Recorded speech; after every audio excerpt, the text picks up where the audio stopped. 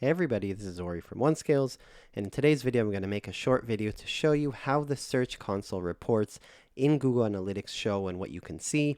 And let's jump into it. Okay, so first of all, in order to see some Search Console reports in Google Analytics, you're going to have to link Google Analytics and Search Console, Google Analytics 4, of course.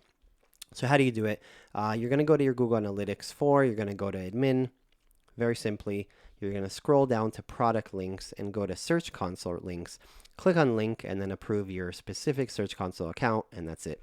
I've already done it. That's why I have it here, and I cannot link because you can only link one. Okay. You can also go to Search Console and you can go to settings, and you can also link it right here. Associations, you can also link it here. Okay. So once you've done that, you're going to actually go to your reports and you're going to click on library for the first time, and you're going to have to publish it. You're going to actually have to put it on the left hand side right here. You'll see a Search Console. You're going to click here, click on publish. I've already done it, so that's why it's called unpublished. You can reverse it if you want. I've already put it here. So let's look at the reports very simply. There's two main reports. One is queries, which is the search terms that you've appeared in the search result pages for Google, and some data on it. You can see very similar data in the Search Console. All the queries, for example, the clicks you've had, the impressions, how many times they've shown on a result page that a visitor has seen, the click-through rate, and the position. So one of the nice things you can do here that you can't do in Search Console is you can actually add a secondary column, for example, and you can look at all of these things. Now, just note that not every report, every additional column is available right now, but for example, you can go and I want to see, for example, my search terms with the breakdown of the country or maybe device or something like that. And you can actually see it. So you can get a little bit more data than you can get on Search Console. This is why you want to connect it to Search Console.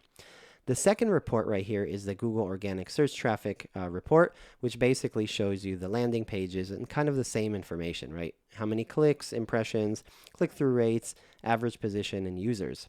And you can see here, and again, you can add some additional information here. Again, not every report is available, but it's really nice to have a little bit more data here.